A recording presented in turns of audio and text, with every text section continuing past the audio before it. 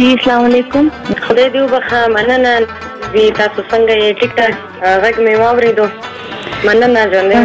څنګه چې زما سینیئر دي مشران دي زمونږ ټولو ته سلامونه. سلام، مننه. اول دې ګلپاڼې نه زه دومره خفه یم که نه، لکه دا دلته یو کې ته راغله، که د دې ما سره دعا سلام وی دا به په هوټل کې پاتې کېده، ما به په خپل کور کې بېله کمره ورکوله، ګاډی به مې ورکول، نوکران به مې ورکول چې باله دا ستا کور دی، ستا د کور کور دی. زمونږ د خلکو کې اتفاق نشته. زه تللی یم کمرې ته، زمونږ پروګرام و او دې ما ته په خیر نه دی ویله، د دې پلار ماله راغلی، لکه د بچو ما وله غاړه ورکړې ده، په چینل وله سر ایښی دی، خو دې ما ته یو سلام نه دی کړی. نو زه دې پورې وایم چې په نان ایجوکیټډ کې دې وایي چې زمونږ پخواني فنکاران وو نان ایجوکیټډ وو، اوس چې کوم دي ایجوکیټډ فنکاران را روان دي، زه نان ایجوکیټډ یم، زه صرف سکول ته نه یم تللی، ما ایف ای سي کړې ده، پرایویټ مې کړې ده. داسې شکیله نازه پابي وي، دې نه تپوس وکړئ، زما ړومبی ملاقات نه وي ژوند البم کې دې سره تپوس یې وکړئ، وایي نازیه اقبال ستا د لاس نه موسي اغوستې ده، ښکل کړی دی ستا لاس او ټول یو فنکاران یو موټی یو که نه. موږ له پکار ده چې په اتفاق باندې یو بل سره دعا سلام وکړو، خپله پښتو مخ په وړاندې یو بلکل په دې کې چې دی یقین وکړئ چې زما دومره خواهش و چې زه تاسو سره هلته کښېنم ملاو شم.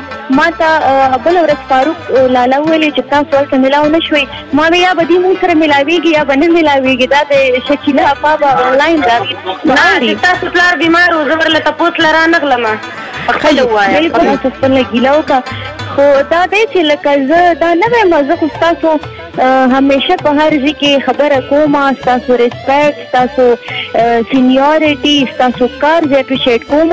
زه ستاسو مخکې زه دا نه وایم چې زه ټیک ده، زه په هېڅ نه پوهېږم، نه دې فن نه زه واقف یم، نه دا فن ما سټډي کړی دی، نه ما د دې کلاسز نه تعلیم حاصل کړی، زه دا نه وایم. ټیک ده، تاسو ما نه په یو ځای کې به خفه وئ، کېدای شي زما خیال نه وي تللی، کېدای شي زما هغه ټایم چې پرفارمنس و زما هغې کې خپل هغه کاران دي په خپلو کې د زموږ پښتنو خبره وي، لکه د پیشو او د مانګک په خپلو کې نه لګي، یو د یو خپې وهي بل د بل خپې وهي. که فنکارانې دي دا زمانه چې کومې جونیئر دي اوسنۍ فنکارانې، اقبال زما انسپریشن ده، مطلب انسپریشن مطلب د دې ما کتلي، دې ما فالو کړي په پښتو میوزیک انډسټري کې، دا پټه خبره نه ده. او بله خبره دا ده چې مونږ کې دا شیطانان هم ډېر دي که نه، نو د هغې ته لږ سوچ کوئ. ډېر افسوس سره دا خبره کوم، په یو محفل کې مونږ یو ځای شوي یو او زه نوم یې نه اخلم، روم ته تللی یم او هماغه جونیئر فنکارانې ناستې دي او ما ته یې سلام قدرې ته نه دی کړی چې یاره دا زموږ سینیئر ده، مونږ نه مخکې دې فیلډ ته راغلې ده.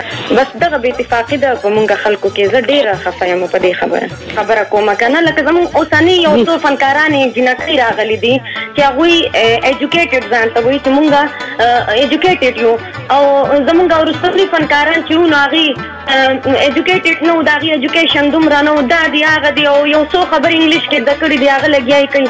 نو زه تاسو نه دا تپوس، لکه زه ښکاره وایم، لایو یې وایم، دا پروګرام لایو دی، اتفاقۍ ډېره خفه نه وي، خو دا مینس کې دا شیطانان نه دي، دې کې د شیطانانو هېڅ خبره نشته، مونږ خپلو په مونږ کې اتفاق نشته.